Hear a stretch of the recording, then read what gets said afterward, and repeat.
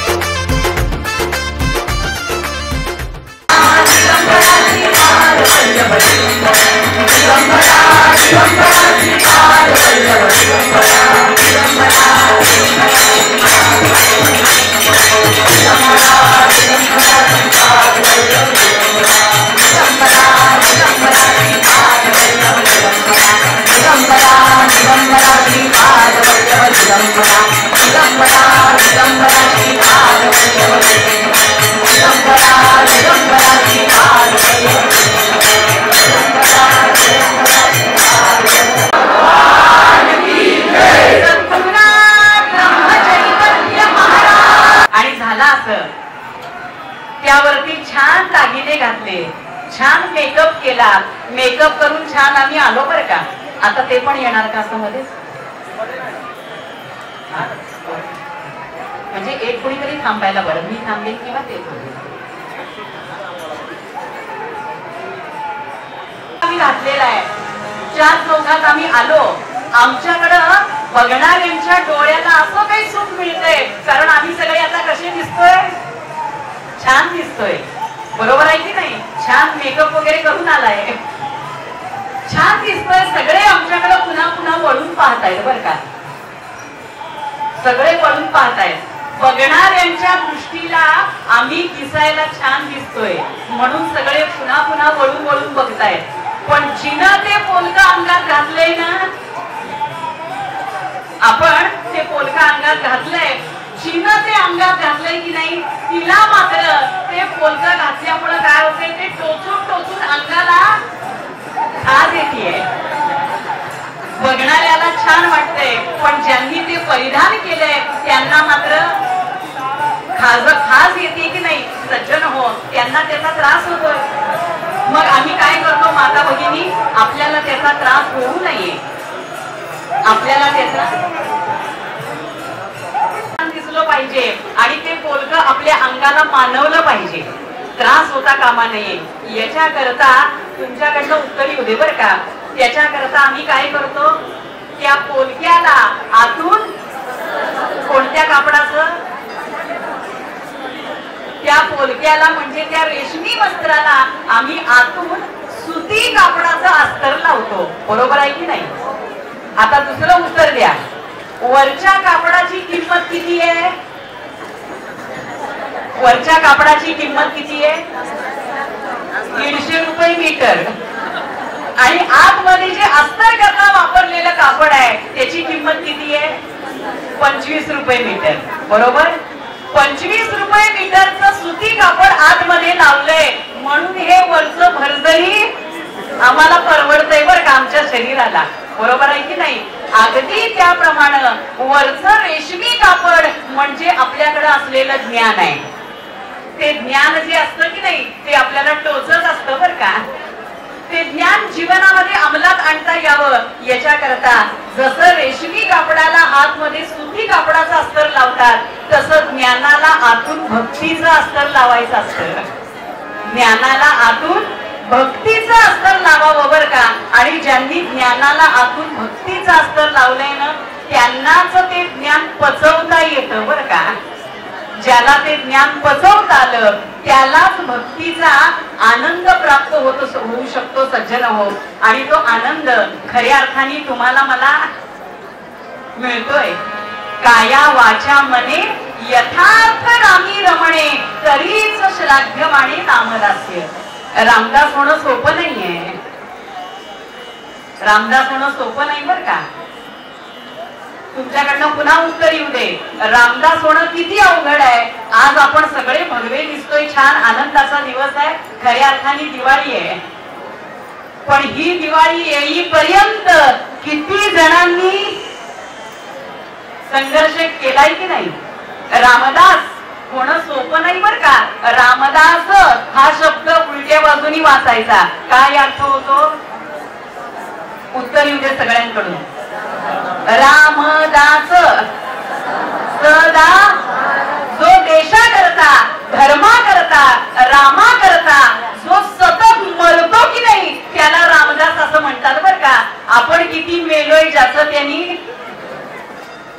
जो देशा करता धर्मा करता आपल्या खऱ्या अर्थाने मातृभूमी करता राम कार्या करता जो सतत मरतो त्याला रामदास असं म्हणतात बर का. आणि म्हणून समर्थांनी सगळ्या साधू संतांनी वर्णन केलंय की अशी ही संत मंडळी त्या संतांपर्यंत आम्हाला पोहोचायचं आहे. आज आपण हा जो उत्सव साजरा करतोय की नाही किती बोलावं तेवढं कमी आहे बरं का. खरं तर आज शब्दच नाहीयेत. कीर्तनामध्ये काय बोलायचं रात्रभर मी विचार करत होते पण आता ब्लँक झालंय सगळं. कारण हे सगळं शब्दाच्या आता शब्दांची मर्यादा संपली बर का. शब्दांची मर्यादा संपली. खऱ्या अर्थाने आज आपण अशा एका छान स्थितीला येऊन पोहोचलोय की आमच्यातला रावण आम्हाला कळलाय ना. आणि त्या रावणाचं आम्ही निर्मूलन केलंय. ज्याला रावणाचं निर्मूलन करता येतं म्हणजे विकारांचा विषय नारायण करता येतो की नाही त्यालाच रामाची अनुभूती येते बर का. त्याला रामरायाची अनुभूती येते. सज्जन हो अनंत उदाहरण आहे. राम नामाची अनुभूती घ्यायची आहे. काया वाचा मने यथार्थ या शब्दाखाली अंडरलाईन. यथार्थ जागे आहात ना सगळे. यथार्थ याचा फक्त अर्थ सांगते आणि पुढे जाऊया. काया म्हणजे शरीर, वाचा म्हणजे मुख आणि मन या सगळ्याच्या स्तरावरती त्या प्रभू रामचंद्राचं स्मरण आपल्याला असलं पाहिजे बर का. आम्ही जेव्हा लग्न कार्याला जातो बघा तेव्हा लग्न कार्याला कोणाच्या जातो तेव्हा आम्ही कसे जातो छानपैकी नटून थटून जातो की नाही. होय म्हणा. ठेवणीतली साडी ठेवणीतले दागिने लग्न कार्याला जाताना नटून थटून जातो बर का आम्ही. का बरं. कारण तिथं 4 लोक आमच्याकडं म्हणा 4 लोक आमच्याकडं बघणार असतात बरोबर आहे की नाही. म्हणून लग्न कार्याला जाताना आम्ही मस्त नटून थटून जातो. दागिने एकावर एक घालतो बर का. पण सगळे दागिने घालून चांगल्या साड्या नेसून आम्ही लग्न कार्याला जातो. कारण एकच आहे तिथं 4 लोक आम्हाला बघणार असतात. आता पुढचा ऐका. लग्न कार्याला जाताना 4 लोक बघणार म्हणून आम्ही नटून थटून आवरून जातो. पण रोज आम्ही जेव्हा घरामध्ये देवाऱ्यामध्ये असलेल्या देवाची पूजा करायला बसतो की नाही तेव्हा कसे बसतो हो. उत्तर येऊ दे. देवाची पूजा करताना आमचा अवतार कसा असतोय. खरंच आपण जसं बाहेर जाताना आवरून जातो तसं पूजा करताना चांगले कपडे घातले छान व्यवस्थित आवरले. असं कधी आम्ही देवाची पूजेला बसलो का हो. घरातलंच एखादं पोतेरे घ्यायचं तेच कसं बसं गुंडाळायचं आणि कसे तरी आपले केस एकदाचे वरती टांगायचे आणि कशी कशी पूजा उरकायची बर का. असंच असतं की नाही. काही काही भटजी लोकांचं तर 16 वर्षानुवर्ष धुतलेलं सुद्धा नसतं. एकदाच कुवा धुतात धुतल्याबरोबर त्याचे 2 देवासमोर असताना आम्ही वाटेल तसं कसंही बसतो बर का. कोणतेही कपडे असतात कसेही मळकट्ट कळकट्ट बसतो अतिशय लक्षपूर्वक ऐका. चार चौघात जाताना आवरून जातो कारण ते बघणार आहेत, पण त्याच्या समोर असताना मात्र आम्ही आवरत नाही, छान दिसत नाही, चांगले कपडे छानच नाही वागत बर का. का बरं असं वागतो आपण इथं? अशी का असते? कारण एकच आहे, बाहेर लोक बघतात, इथं तो काही आम्हाला बघत खराय की नाही. देव आम्हाला बघत जोपर्यंत अशी आमची अवस्था आहे की नाही की तो सुद्धा मला बघतोय, हे जोपर्यंत आम्हाला याचं जाणीव नाहीये, याचं स्मरण नाही ना, तोपर्यंत वर्षानुवर्ष कितीही पूजा केली तरी काही उपयोग नाही बर का. तो मला पाहतोय याची सतत जाणीव असणं, याचाच अर्थ खऱ्या अर्थाने राममय असणं. ऑफिस मध्ये आम्ही जातो आणि ऑफिस मध्ये गेल्यानंतर ज्या टेबलावरती आमचं काम आहे की नाही, त्या टेबलावरती आम्ही जाऊन बसतो खुर्चीवरती आणि टेबलावरती देवाचा फोटो ठेवलेला असतो. देवाचा फोटो ठेवला, काम सुरू करायच्या आधी बर का, देवाला हार घातला, त्या फोटोला हार घातला, उदबत्ती लावली, छान नैवेद्य दाखवला, काहीतरी फूल वगैरे वाहिलं आणि मग आम्ही ऑफिस मधल्या कामाला सुरुवात करतो. असंच की नाही? मग आम्ही ऑफिस मधल्या कामाला सुरू करतो. टेबलावरती देवाचा फोटो ठेवलाय बर का आणि मग ऑफिस मधल्या कामाला सुरुवात झाली. सकाळी छान नमस्कार करून कामाला सुरुवात झाली, काम सुरू झालं आणि मग होता होता होता दिवसभरामध्ये अशी एक वेळ येते की लाच घ्यायची वेळ येते. ऑफिस मध्ये बसून लाच घ्यायची वेळ येते. जेव्हा लाच घ्यायची वेळ येते तेव्हा उत्तर येऊ दे बर का सगळ्यांकडनं, लाच घ्यायची जेव्हा वेळ येते तेव्हा ती आम्ही टेबलाच्या वरून घेतो का टेबलाच्या? का बरं? आम्ही लाच टेबलाच्या खालून का बरं घेता? आम्ही नाही बरं, आपण कोणीच नाही. टेबलाच्या खालून का बरं लाच घेतात? टेबलाच्या वरनं का नाही घेतला? कारण वरती देव आहे आणि टेबलाच्या खाली. जेव्हा आम्हाला असं वाटतंय की नाही की जो टेबलाच्या वरती आहे तो टेबलाच्या खाली नाही, असं ज्या क्षणी आम्हाला वाटतं त्या क्षणी केलेलं कोणतंही कर्म असो त्याला पाप असं म्हणतात बर का. भगवंताच्या विस्मरणामध्ये केलेलं कर्म याला पाप म्हणतात आणि भगवंताच्या स्मरणानं केलेलं कर्म याला खऱ्या अर्थाने पुण्य कर्म असं म्हणतात, त्याला पूजा असं म्हणतात. जो टेबलाच्या वर आहे तो टेबलाच्या म्हणा मोठ्यांदा, तोच टेबलाच्या खाली सुद्धा आहे बर का. याचं स्मरण जर राहिलं तर आपल्या हातनं पाप कर्म घडणार आणि त्यालाच म्हणतात खऱ्या अर्थाने रामभक्ती. रामभक्ती. तो वाली आणि सुग्रीव या दोघांचं युद्ध चाललेलं होतं. सगळ्यांना ठाऊक आहे प्रभू रामचंद्रांनी त्या वालीचा वध केला. पण कसा केला हो? वालीचा वध कसा केला? सुग्रीव आणि वाली यांचं युद्ध चाललेलं. प्रभू रामचंद्र त्या झाडाच्या मागे उभे होते बर का आणि झाडाच्या मागे उभे राहून त्यांनी बाण मारला त्या वालीला. असंच आहे ना? त्या झाडाच्या मागे उभं राहून बाण मारला. कल्पना करा, जेव्हा बाण मारला त्या वालीला तो बाण लागला बर का. भगवंत जवळ आले, वालीचा प्राण गेला. भगवंतांनी पाहिलं आणि तेव्हा जाता जाता वालीनं भगवंतांना सांगितलं की भगवंता, मी आणि माझा भाऊ आमच्या दोघांमध्ये युद्ध चाललेलं, पण तुम्ही राम आहात, तुम्ही प्रत्यक्ष प्रभू आहात, पण तुम्ही मात्र माझा आज विश्वासघात केला बर का. तुम्ही काय केलं? तुम्ही मला झाडाच्या मागून बाण मारला. समोरासमोर येऊन बाण मारला असता तर तो युद्धाच्या नियमानुसार झाला असता, पण तुम्ही मला मागून मार मारला. देवा, तुम्ही हे काही बरोबर केलं नाही. प्रभू रामचंद्रांनी उत्तर दिलं. ते उत्तर सगळ्यांनी लक्षपूर्वक ऐका. प्रभू रामचंद्र म्हणाले, वाली, मी झाडाच्या मागे होतो हे तुझं म्हणणं आहे, हे तुझं म्हणणं आहे. तुम्ही तुमच्या सोयीनुसार रामाला बघता. वालीनं झाडाच्या मागे पाहिला, जर तिकडून पाहिला असता तर तो झाडाच्या पुढे होता. दुर्दैवानं आज आमची अवस्था अशी आहे की आम्ही आमच्या सोयीप्रमाणे देवाला सुद्धा मोल्ड करतोय बरं. देव अशानं पावायचा, देव बाजारचा भाजीपाला सज्जन हो. कुठे शोधीशी रामेश्वर अन कुठे शोधीशी राम कुठाय? राम कुठाय? अयोध्येत. आणि अयोध्या कुठाय? देव देव देवाचे मंदिर, देव देवाचे मंदिर, देव देवाचे मंदिर, देव देवाचे म्हणा. आत आत्मा परमेश्वर हो, आत आत्मा परमेश्वर हो, देव देवाचे मंदिर, देव देवाचे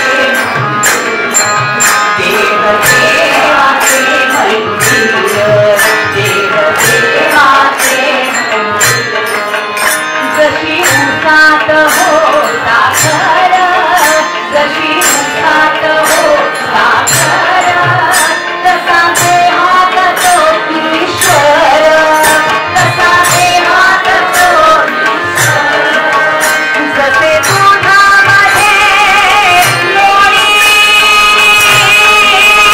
जसे दुधामध्ये लोणी, तैसा देही चक्रपाणी, तैसा देही चक्रपाणी. देव देवाचे मंदिर, देव देवाचे मंदिर, देव देवाचे मंदिर, देव देवाचे मंदिर. तुका सांगे मूढजना, तुका सांगे मूढजना, तुका सांगे मूढजना. देही देव कामहाला, देही देव कामहाला, देव देवाचे मंदिर. ज्यांना ज्यांना देह मिळालाय ना त्या सगळ्यांनी देहाचा वापर करा. म्हणा मोठ्या डावी बाजूने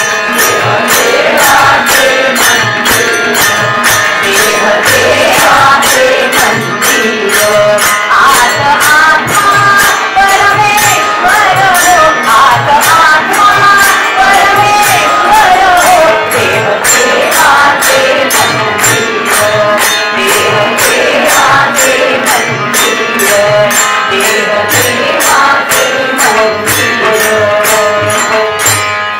तुकोबांनी साध्या सोप्या शब्दात सांगितलं का कुठाय तर देहातच सगळं आहे बरं का. देह देवाचे मंदिर, आत आत्मा, तो आतमध्ये राम आहे. म्हणून आता आपल्याला किंमत, जेव्हा तो जातो तेव्हा तासभर सुद्धा कुणी आम्हाला ठेवत. म्हणा मोठ्यांदा. परवा कोणत्या तरी एका महाराजांचं एक वाक्य मी ऐकलं, ते असं जरा मला पटलं म्हणून मी घेतलं बरं का. ते महाराज असं म्हणाले की जोपर्यंत शेंगदाण्यामध्ये दाणा आहे तोपर्यंत त्याचा मुक्काम पोट्यात, शेंगदाण्यातल्या दाणा गेला की त्याचा मुक्काम चुलीत. आपला मुक्काम चुलीत जायच्या आधी देहाचं सोनं करायचं आहे बरं का. आणि देहाचं सोनं करायचं आहे, जन्माचं सार्थक करायचं आहे. याच्या करता सज्जन हो, देहातीत अवस्थेपर्यंत जावं लागतं, जावं लागतं. त्याच्याकरता गरज आहे कशाची तर समर्पणाची, संघर्षाची, संघर्षाची गरज आहे सज्जन हो, संघर्षाची गरज आहे. जाता जाता दृष्टांत सांगते, दृष्टांत सांगते. इकडे एक बादली भरलेली आहे बरं का.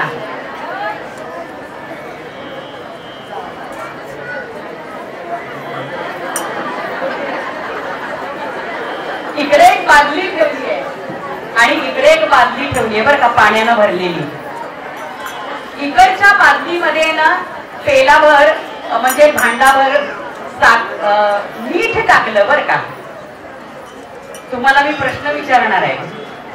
इकडच्या पाण्यामध्ये आम्ही वाटीभर मीठ टाकलं आणि इकडच्या बादलीमध्ये आम्ही एक मोठाच्या मोठा बर्फाचा गोळा टाकला.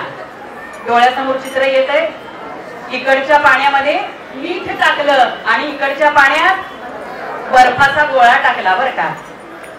थोडा वेळ निघून गेला आणि निघून गेल्यानंतर एक अर्ध्या तासानं तासाभरानं आम्ही जेव्हा त्या बाटलीत वापरून बघितलं की नाही, तेव्हा आमच्या असं लक्षात आलं की त्या पाण्यामध्ये मीठ टाकलेलं होतं, पण ते आता दिसत कुठे गेलं.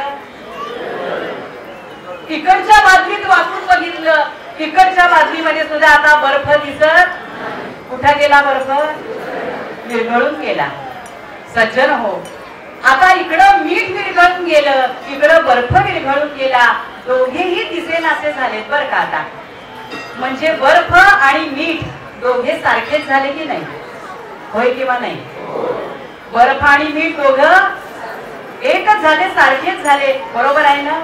उद्यापासून स्वयंपाकात मिठाच्या जागी बर्फ वापरायचा. चालणार आहे. दिसायला दोघे सारखे आहेत बरं का. इकडं हेही अदृश्य झालं, तिकडं तेही अदृश्य झालं, दोघेही विरघळलेले आहेत, दोघे दिसायला सारखे आहेत बरं का. पण असायला दोघांमध्ये फार मोठा फरक आहे. इकडचं पाणी जरासं पिऊन बघायचं कसं लागेल, खारट. इकडचं पाणी जरासं पिऊन बघायचं कसं लागेल. इकडच्या पाण्याची चव बदलली आहे की नाही. पाणी आधी खारट नव्हतं, पण ते आता खारट लागतंय. त्या खारटपणावरनं आमच्या लक्षात आलं की मीठ दिसत जरी नसलं तरी ते त्या पाण्यात कशावरनं कळलं, चवीवरनं कळलं. इकडच्या पाण्याची चव मात्र बदलली नाही बरं का. जसं आधी होतं तसंच आता आहे, फक्त ते पाणी थंड झाले, चव तशीच्या तशी आहे, बरोबर आहे ना. याच्यावरनं एक गोष्ट लक्षात येते, मीठ पाण्यात विरघळलं बरं का. कागद पेन असेल तर लिहून घ्या.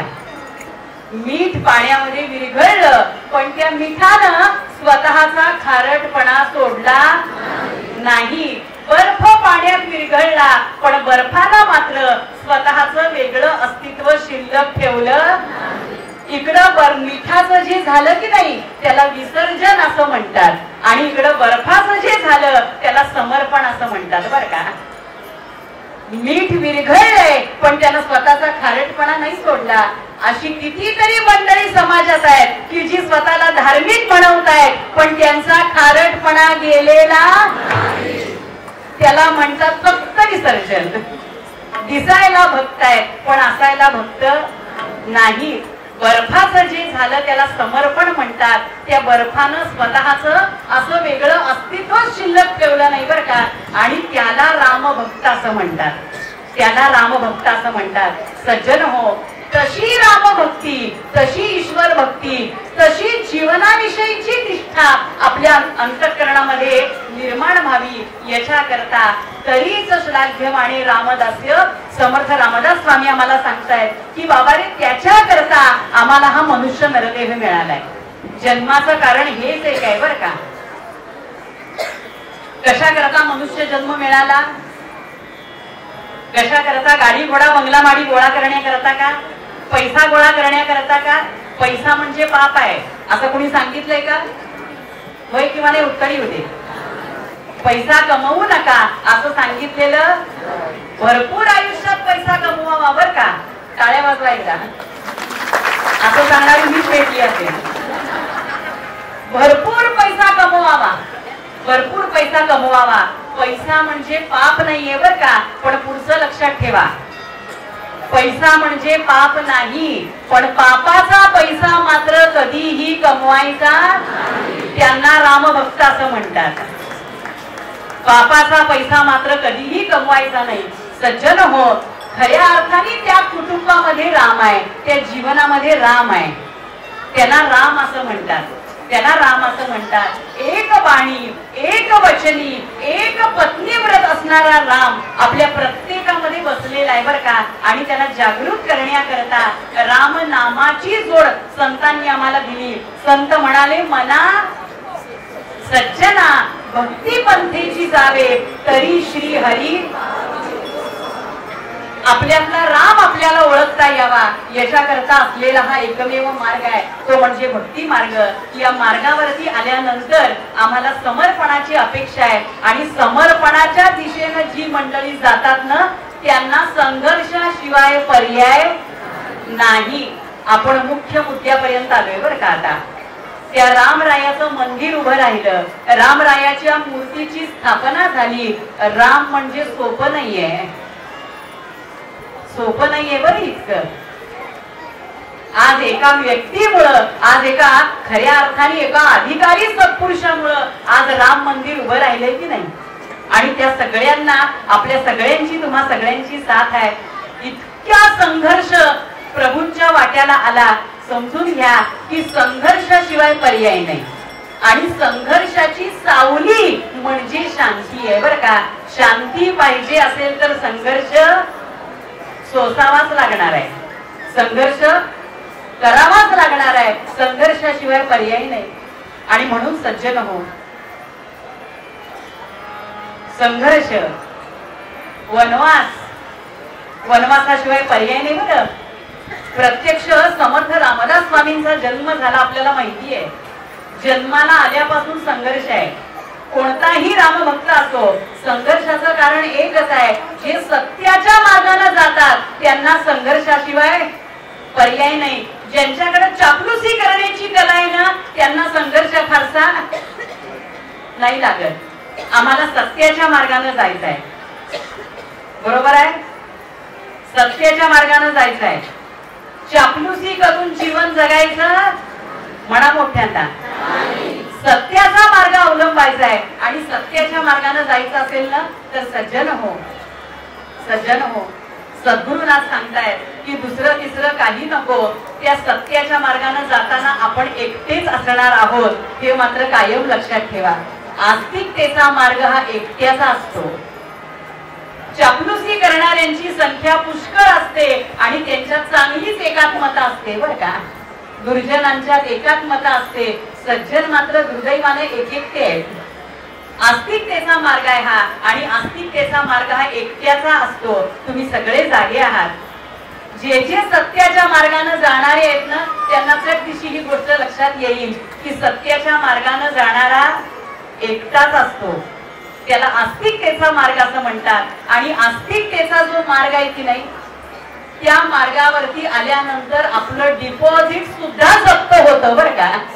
डिपॉझिट सुद्धा जप्त होण्याची वेळ येते.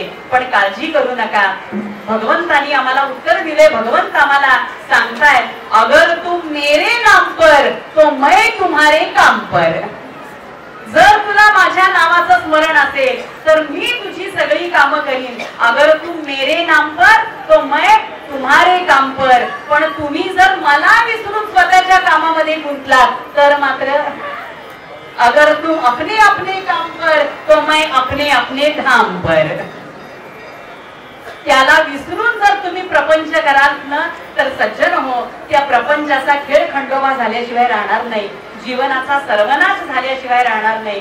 जीवनाची इति कर्तव्यता पूर्ण करायची असेल तर आस्तिकतेच्या मार्गाने गेलं पाहिजे. आणि आस्तिकता ही कशी पाहिजे तर मगाशी सांगितलं तसं बर्फासारखी पाहिजे. अर्धवट आस्तिक भगवंताला आवडत नाही. एक तर 100% नास्तिक व्हा, भगवंत अशांच्या पाठीशी असतो बरं का. 100% नास्तिक हरकत नाही, देव त्यांना सहाय्य करतो. पण अर्धवट नास्तिकांना भगवंताचं सहाय्य मिळत. अर्धवट आस्तिक नाही व्हायचं, 100% आस्तिक होऊया. या आस्तिकतेच्या मार्गावरनं जाताना आपल्या सोबत कोणी नसणार आहे. कदाचित आपण एकटेच असू, कुणाची आम्हाला साथ नसेल. पण जरी साथ नसली ना तरी सज्जन हो, हा प्रत्येकाचा तुमच्या अनुभव असेल की जे आस्तिकतेच्या मार्गाने जातात ना, त्यांना जेव्हा भूक लागते तेव्हा भगवंतानं त्यांच्याकरता द्रोणात अन्न तयार ठेवलेलं असतं. त्यांना जेव्हा तहान लागते तेव्हा त्याच्याकरता पाण्याची व्यवस्था झालेली असते बरं का. आणि हा विश्वास आपल्याकडे असू दे. आपल्या कार्यावरती, आपल्या स्वधर्मावरती विश्वास असू दे. ज्यांचा आपल्या स्वधर्मावर विश्वास आहे त्यालाच रामावरचा विश्वास असं म्हणतात. मुख्य मुद्द्यापर्यंत मी पोहोचलो. रामकार्य याचा अर्थ काय? रामांनी अवतार घेतला प्रभूंनी, तो स्वधर्म कार्य करण्याकरता, स्वधर्म कार्य करण्याकरता अवतार घेतला. सज्जन हो, आदल्या दिवशी पर्यंत ठरलेलं होतं की उद्या प्रभूंना राज्याभिषेक होणार आणि दुसऱ्या दिवशी पहाटे कळलं की भगवंतांना वनवासात जावं लागणार आहे. कालची स्थिती होती, आजही भगवंतांची तीच स्थिती असं म्हणतात की कशामुळे राहते कायम, कारण एकच आहे, स्वधर्माची ज्यांना जाण आहे ना त्यांनाच ही अवस्था टिकवता येते, प्राप्त करता येते, टिकवता येते, प्राप्त करता येते. सज्जन हो, त्या स्वधर्माची आपल्या सगळ्यांना ओळख झाली पाहिजे. प्रभू रामचंद्रांनी काय केलं तर आपला स्वधर्म पूर्ण केला. 14 वर्ष वनवासात रावणासारख्या अनेक राक्षसांना यांनी ठार केलं, सज्जनांचं रक्षण केलं आणि दुर्जनांचा निपात केला. या स्वधर्म कार्याकरता प्रभूंनी अवतार घेतलाय. तसाच तुमचा माझा प्रत्येकाचा अवतार आहे बर का. हा आपण सगळेजण अवतार घेऊन आलोय, आपण सगळे त्याचा अंश आहोत. आपल्या सगळ्यांचा अवतार झालाय. तो अवतार कशा करता झालाय तर प्रत्येक जण एक एक भूमिका घेऊन जन्माला आलोय. फार महत्वाचा विषय आहे. आपल्याला आपली भूमिका याच जन्मात लक्षात आली तर आपल्याला माणूस म्हणता येईल. आणि आपल्याला जर आपली भूमिका कळलीच नाही ना तर आपण 2 पायाचं जनावर म्हणायला हरकत नाही. आपल्याला आपली भूमिका लक्षात आली पाहिजे, बरोबर आहे ना. आणि ती भूमिका पार पाडता आली पाहिजे. सज्जन हो, आज जे काही दिसतंय की नाही आनंदाचं चित्र, ते आमच्या पंतप्रधान मोदी साहेबांनी असो किंवा त्यांचे सर्व सद्भक्त, सर्व मंडळी, आपण सगळी मंडळी बर का, थोडक्यात सगळी रामभक्त मंडळी यांनी आपला स्वधर्म प्रामाणिकपणानं पार पाडलाय. आणि म्हणून आज राम मंदिर उभं राहत आहे बर का. म्हणून आज राम मंदिर उभं राहते. हाती काम ज्याच्या मुखी नाम राहे, सदा भाग्य पाहे वाट त्याची. ज्याच्या हातात काम आहे आणि मुखात भगवंताचं नाम आहे, भाग्य पाहे वाट त्याची, त्याच्याकडे भाग्य चालून येतं बर का. भाग्य वाट बघत असतं, मला तुमच्याकडे यायचं आहे, भाग्य वाट बघत असतं. पण त्याच्याकरता आपल्या सगळ्यांना आपला आपला स्वधर्म कळला पाहिजे. आता स्वधर्म म्हणजे काय तेवढं थोडक्यात सांगते आणि पूर्वरंग पूर्ण करते. स्वधर्म म्हणजे काय थोडक्यात साधं उदाहरण बरं का. तुम्हाला सगळ्यांना माहिती आहे खरं तर स्वधर्म याचा अर्थ काय येतो, पण तरी पण तुमच्याकडनं उत्तर येऊ दे. गान सम्राज्ञी लता मंगेशकर हे नाव ऐकलंय ना आपण. त्यांचा जन्म कशा करता झालाय, मोठ्यांदा उत्तर येऊ दे. गाण्याकरता, गाण्याकरताच जन्म झालाय की नाही त्यांचा. म्हणजे गायन हा त्यांचा काय झाला, स्वधर्म झाला बर का. सचिन तेंडुलकरांचा स्वधर्म काय आहे आता सांगा बरं. बालगंधर्वांचा स्वधर्म काय आहे सांगा बरं. अभिनय करणं हा बालगंधर्वांचा स्वधर्म, बरोबर आहे ना. म्हणजे त्याच्याच करता त्यांचा जन्म झालाय की नाही, बरोबर आहे की नाही. त्याच्याकरता जन्म झालाय. ज्या भूमिका घेऊन जन्माला आलेलो असतो ना ती भूमिका आपली आपल्याला कळली पाहिजे बरं का. माझा जन्म कशा करता झालाय, मला बऱ्याचदा वाटतं की काही कीर्तन करायला नको. रोज प्रवास करायचे, जागरण करायची, रोज नव्याने काहीतरी अनुभव घ्यायचे. चांगले अनुभव येतात, बरेचसे वाईट अनुभव येतात. आज तुम्ही सगळे इतके आनंदात आहात, सगळ्यांची मुलं लेकरं मस्त आनंदानं बागडतायत बरं का. मला पण खूप आनंद झालाय, खूप आनंद झालाय. पण कुठंतरी अंतःकरणामध्ये थोडंसं दुःख आहे बरं का. कारण या आनंदामध्ये मी एकीकडे आहे आणि माझं लेकरू दुसरीकडे आहे. मी काल माझ्या लेकराला फोन केला बरं का. आणि मी सांगितलं जसं आमच्या सरांनी सांगितलं की नाही सगळ्यांना की उद्या पणत्या लावायच्या, रांगोळ्या काढायच्या, ध्वज उभा करायचा. असं रात्री मी माझ्या लेकराला सांगितलं की बाळा उद्या हे सगळं घरात करायचं बरं का तू. मी सगळं सांगितलं, तिनं सगळं हो म्हणाली बरं. ती आहे 15 वर्षाची, 31 आहे, 29. तिनं सांगितलं हो मी हे सगळं करते. मला बरं वाटलं ऐकून. पण शेवटचा तिचा प्रश्न होता फोन ठेवताना, आई तू कधी येणार. त्या एका वाक्यानं अख्खी रात्र जागून गेली बरं. पण एक गोष्ट कळली आहे की माझा जन्म हा केवळ आणि केवळ कीर्तना करताच मला देवानं त्याने जन्माला घातलंय. कितीही इथून बाजूला व्हायचं म्हटलं ना तरी तो इथून बाजूला होऊ देत नाही बरं का. आणि याची जेव्हा आपल्याला ज्ञान होतं, याची जेव्हा आपल्याला जाणीव होते की नाही, तेव्हा त्या संघर्षाचा सुद्धा आनंद घेता यायला लागतो. संघर्षाचा आनंद घेता येणं यालाच राममय होणं असं म्हणतात. याला राममय म्हणतात. यशाचं सेलिब्रेशन सगळेच करतात जगात, त्यात विशेष काही नाही.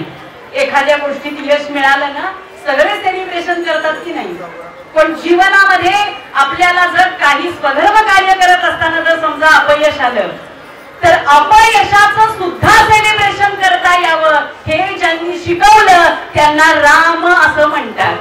अपयशाचं सुद्धा सेलिब्रेशन करता आलं पाहिजे. ते सेलिब्रेशन करता आलं पाहिजे.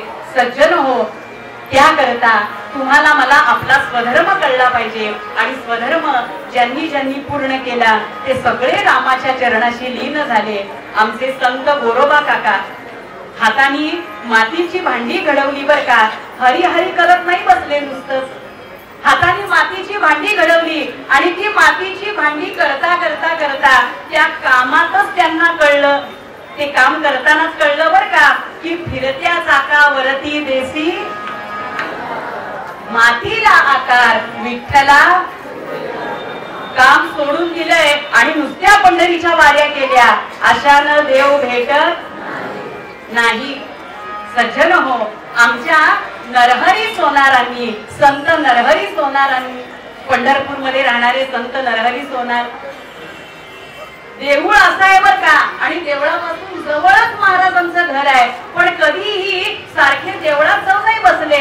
यांचं काम काय आहे, देवानं दिलेली भूमिका काय आहे तर सोनार काम करणं, सोन्याचे दागिने बनवणं हा त्यांचा व्यवसाय आहे, हा त्यांचा स्वधर्म आहे. नरहरी सोनारांनी काय केलं ते सुद्धा हरिहरी करत नाही बसले. त्यांनी जे काम देवानं दिलेलं की नाही ते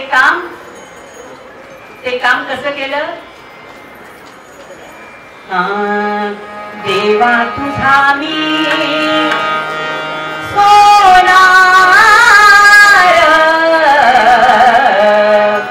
देवा तुझा मी सोनार,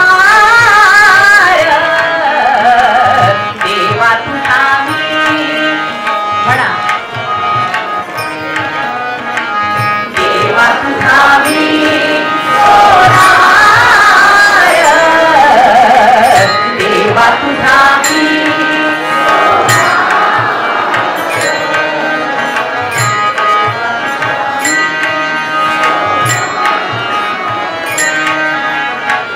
देवा तुझा मी सोनार,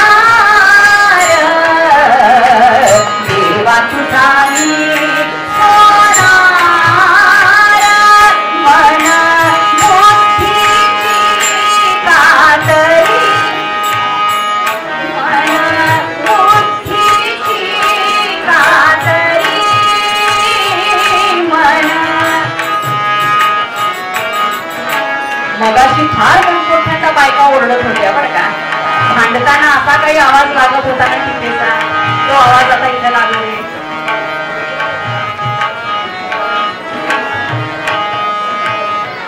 मन मोठीची कातरी, राम नाम सोने चोरी, सोने चोरी, तुझे नामाचा व्यवहार, नामाचा. इथं तालासुराची काही आवश्यकता नाही बरं. भाव चुकलं तर चुकले हरकत नाही. नामाचा व्यवहार, देवा तुझा मी सोनार, देवा तुझा मी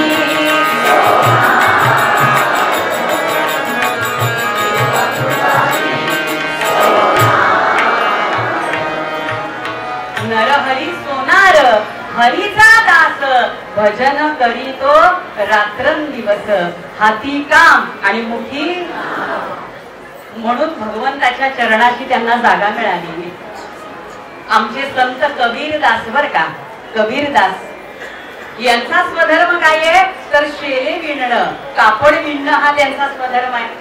त्यांनी काय केलं तर प्रामाणिकपणानं आपला आपला स्वधर्म पूर्ण केला बरं का. आणि अप्रामाणिकपणानं काम केलं, त्या प्रामाणिकपणाचा त्या स्वधर्माचा त्यांना असा जीवनामध्ये अनुभव आला की हे हातानं शेले विणत होते, मुखानं नाम घेत होते आणि ते शेले विणता विणता त्याच्यातच लक्षात आलं, तिथंच कळलं काय कौसल्यता कौसल्यता राम कौसल्यता रामबाई कौसल्यता राम कौसल्यता राम कौसल्यता रामबाई कौसल्यता भावयाया भक्तांसाठी भावयाया भक्तांसाठी देव करीता कौसल्यता रामबाई कौसल्यता राम कौसल्यता राम म्हणा बरं मोठा कौसल्यता राम कौसल्यता रामबाई कौसल्यता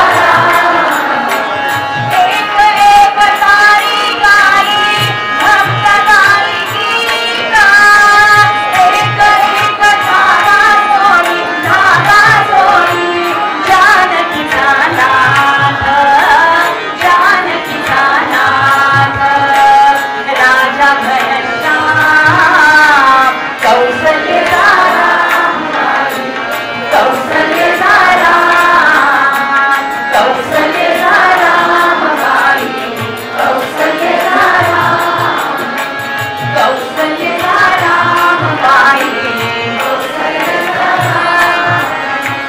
हळू हळू उघडी डोळे हळू हळू उघडी डोळे हळू हळू उघडी डोळे पाणी जो कबीर पाणी जो कबीर हळू हळू उघडी डोळे पाणी जो कबीर पाणी जो शेणा गेला विरुदिया शेणा गेला पथार भूवीर पथार भूवीर कुठे म्हणे राम कुठे म्हणे राम कुठे म्हणे राम कौसल्यता रामबाई कौसल्यता राम कौसल्यता रामबाई कौसल्यता राम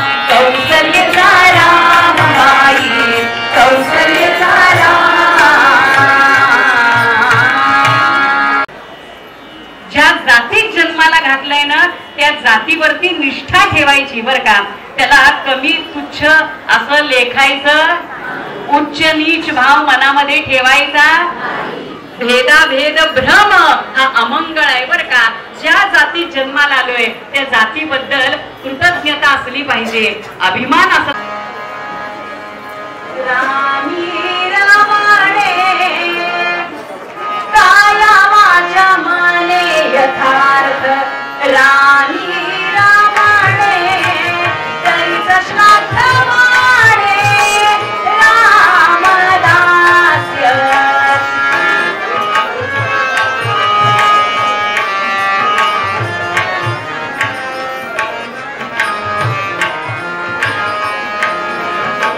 पूर्वरंग झालाय बरं का. घ्या आता.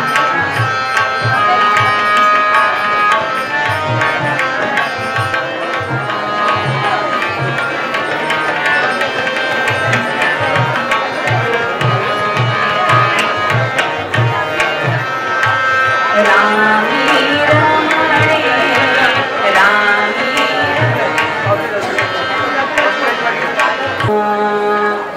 पूर्वरंगाच्या कीर्तनाच्या प्रथेप्रमाणे क्षणभर सगळ्यांनी नामस्मरण करायचं बरं का. क्षणभरा करत आहे.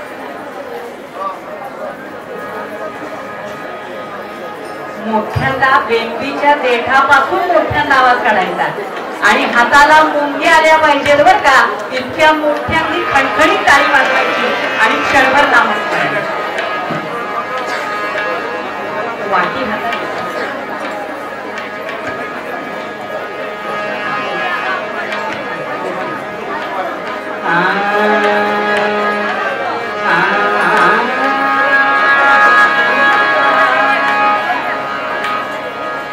श्री राम जय राम जय जय राम, श्री राम जय राम जय जय राम, श्री राम जय राम जय जय राम, श्री राम जय राम जय जय राम, श्री राम जय राम जय जय राम, श्री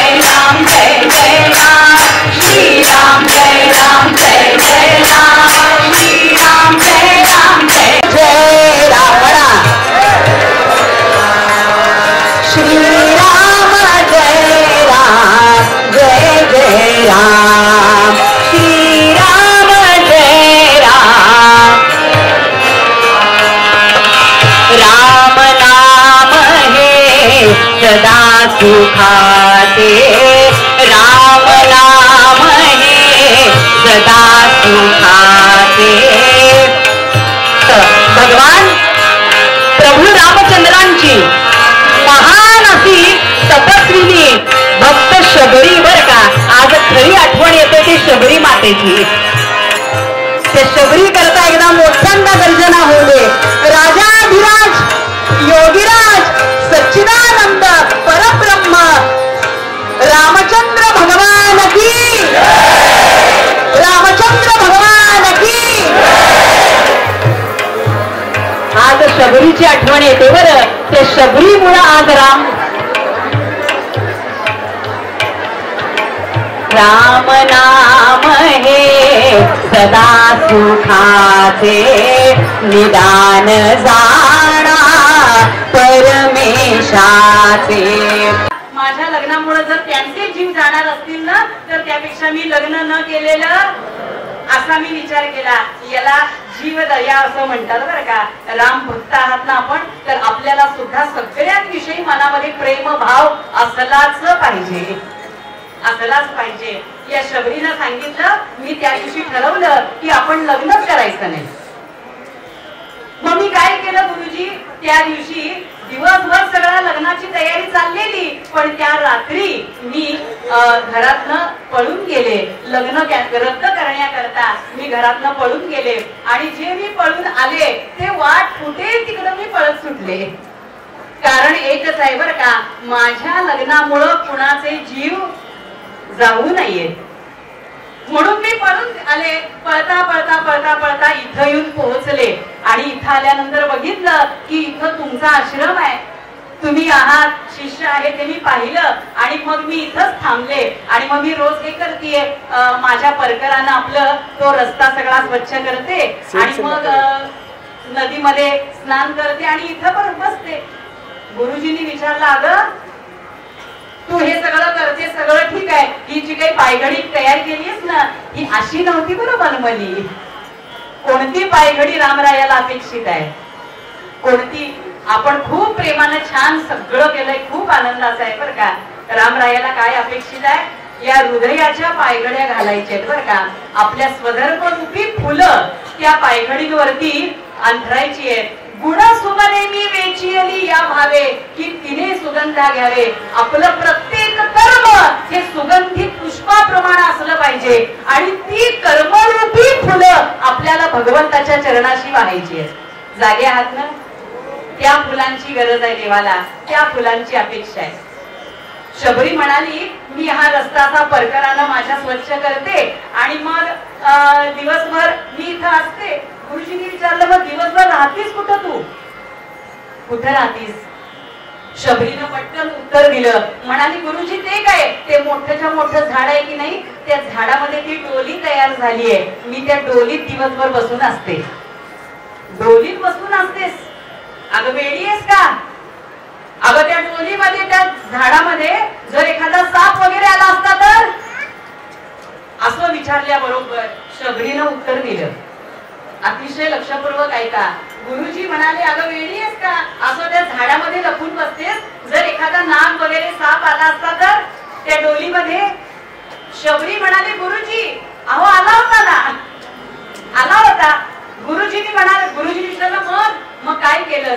शबरी म्हणाली, तो आला होता, मी त्याला उचलून बाहेर सोडून दिला. कशामुळे जमलं? कारण एकच, मराठी मीडियमची विद्यार्थिनी होती. इंग्लिश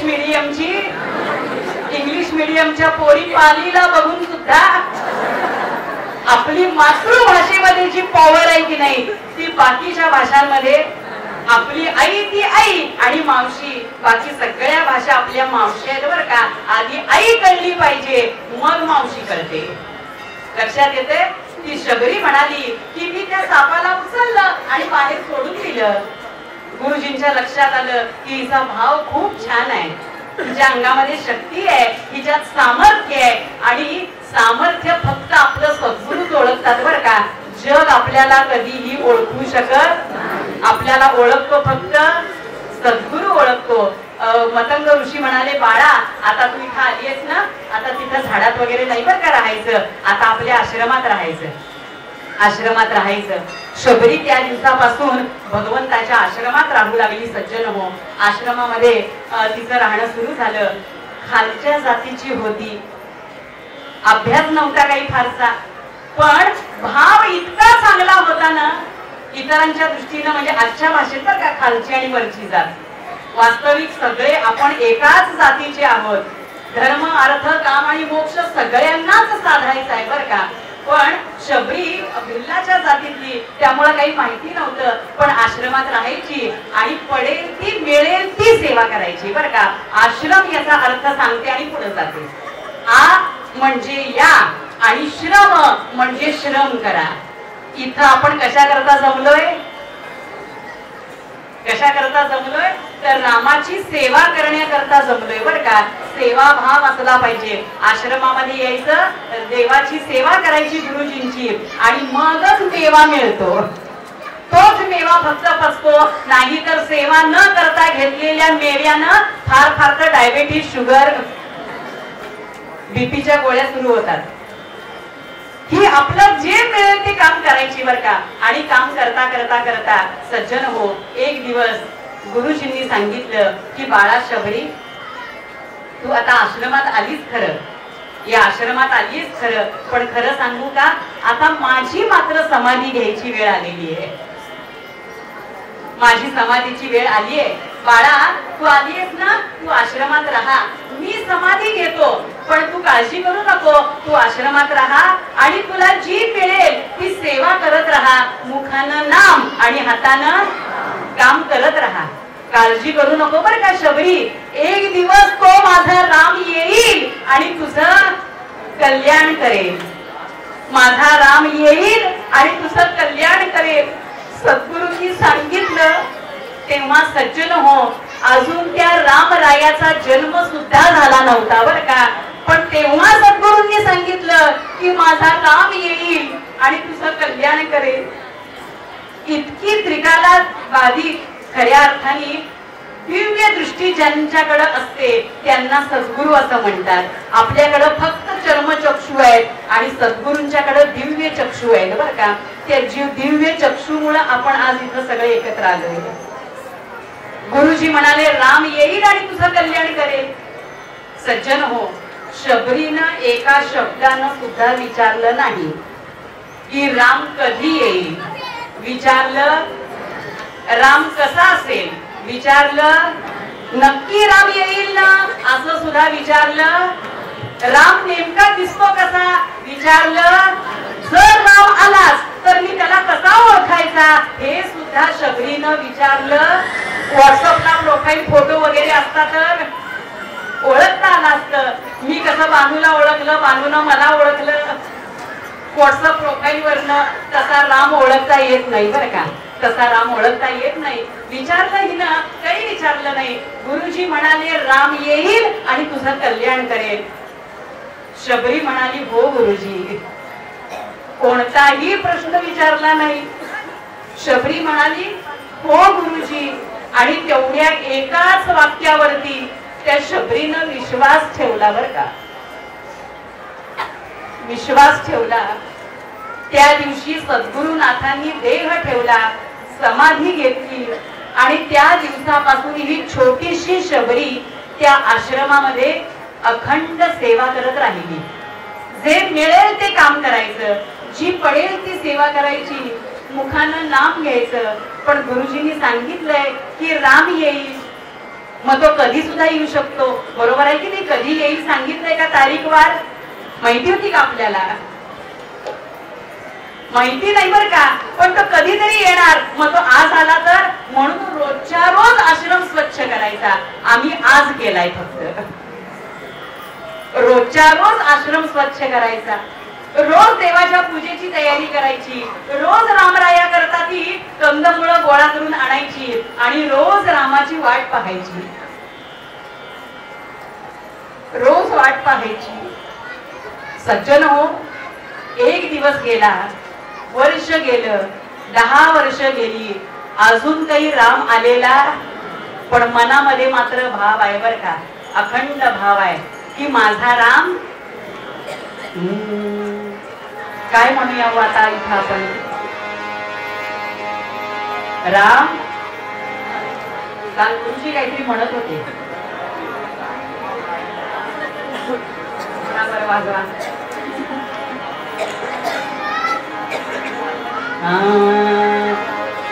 राम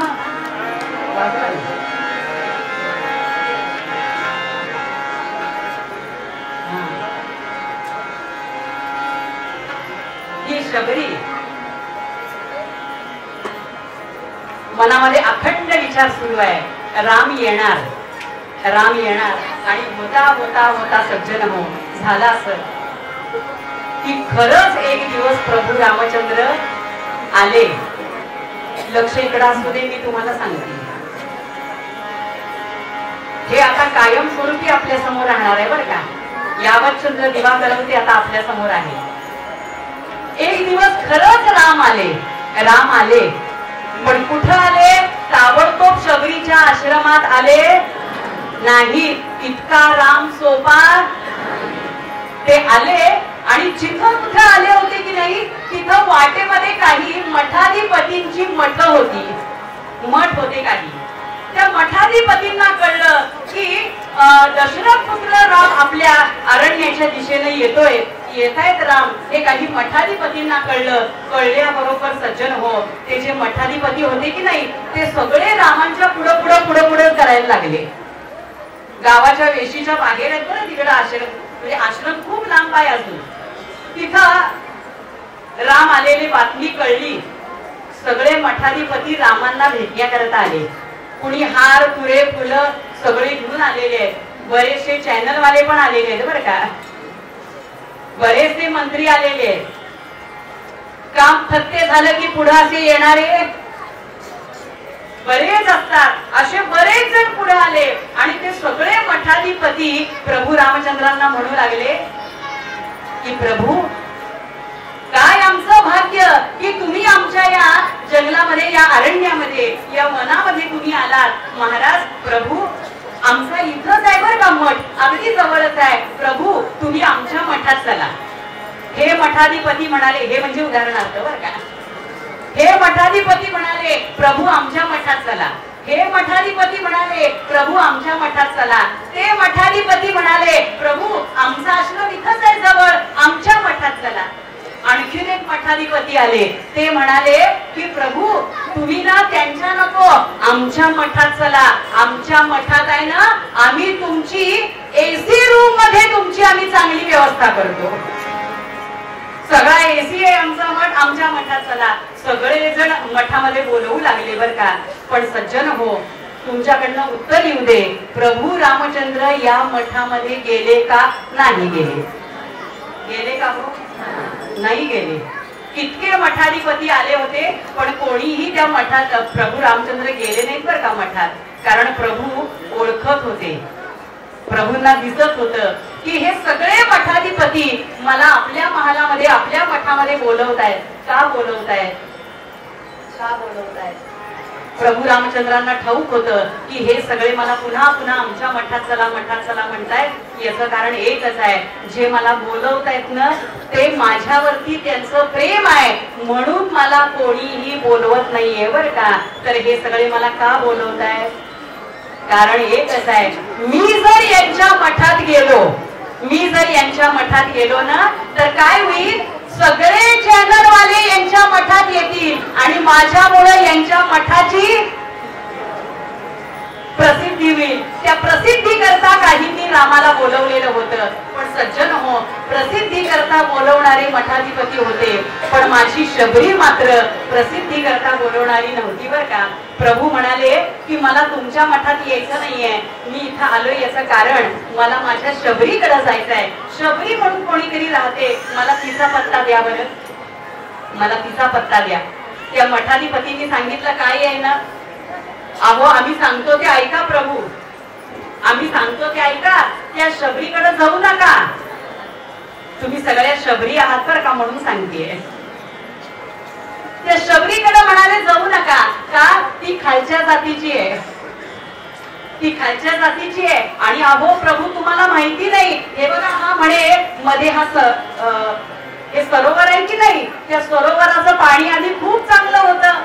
पण एकदा त्या शबरीनं त्या सरोवरामध्ये स्नान केलं आणि तिनं त्या पाण्याला हात लावला, त्यामुळे झालं असं. प्रभू श्री रामचंद्र भगवान की जय. जय श्री राम. जय श्री राम. जय श्री राम. जय श्री राम. जय श्री राम. जय श्री राम. जय श्री राम. जय श्री राम.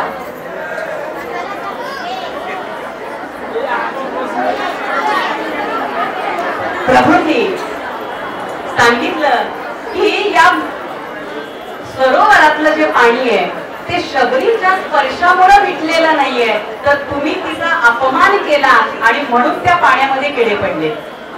जर तुम्हाला हे पाणी पुन्हा पूर्ववत चांगलं करायचं असेल ना, तर एक काम करा, त्या शबरीच्या पायाची थोडीशी धूळ आणा आणि त्या पाण्यात टाका. त्या पाण्यात टाका शबरीच्या पायाची धूळ. गुरूंनी भगवंतांनी सांगितलं आणि म्हणून रामांनी सांगितल्यामुळं शबरीच्या पायाची धूळ आणली, त्या सरोवरात टाकली. टाकल्याबरोबर ते पाणी स्वच्छ झालं बरं का. हा असतो भक्ताचा अधिकार. करे जब जानकी नाथ सहाय तो कौन बिघाड करे. आपली ओळख आपण द्यायची नाही, आपली ओळख त्या रामानं द्यायची असते बरं का. आणि जेव्हा राम ओळख देतो तेव्हा कोणीही त्याच्यावरती बोट दाखवू शकत. सज्जन हो, प्रभूंना आता या शबरीचा पत्ता देणं भाग होता. सगळ्यांनी पत्ता दिला. प्रभू रामचंद्र शबरीच्या आश्रमात आले. सज्जन हो, शबरी वाट बघत होती. भगवंतांच्या करता एक आसन तिने तयार करून ठेवलेलं. भगवंत आसनावरती बसले आणि भगवंतांच्या चरणाशी शबरी बसली. अतिशय लक्षपूर्वक कान इकडं असू देत. शबरी जेव्हा गुरुजींनी सांगितलेलं होतं की नाही शबरीला की एक दिवस राम येईल आणि तुझं कल्याण करेल, तेव्हा शबरीचं वय होतं अवघं 6 वर्षाचं. किती वर्षाचं?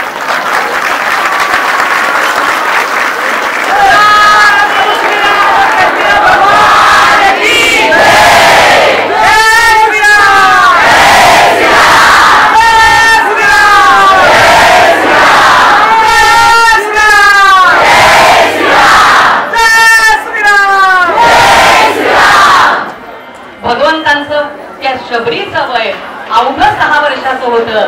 आणि आज राम आले बर का. आज राम आले आणि आज वय आहे शबरीचं 92 वर्षांचं. एवढा वर्षांचा संघर्ष या शबरीनं पार केला. आणि म्हणून खऱ्या अर्थाने प्रभू रामचंद्रांना शबरी म्हणाली की मी तुमची वाट बघत होते, तुम्ही माझ्या आश्रमात मला दर्शन देण्याकरता आलात. प्रभू रामचंद्र म्हणाले की बाळा शबरी, मी तुला दर्शन देण्याकरता नाही आलो. आज इथं प्रभू रामचंद्र उपस्थित आहेत बरं का. जे शांत आहेत त्यांच्या लक्षात येईल.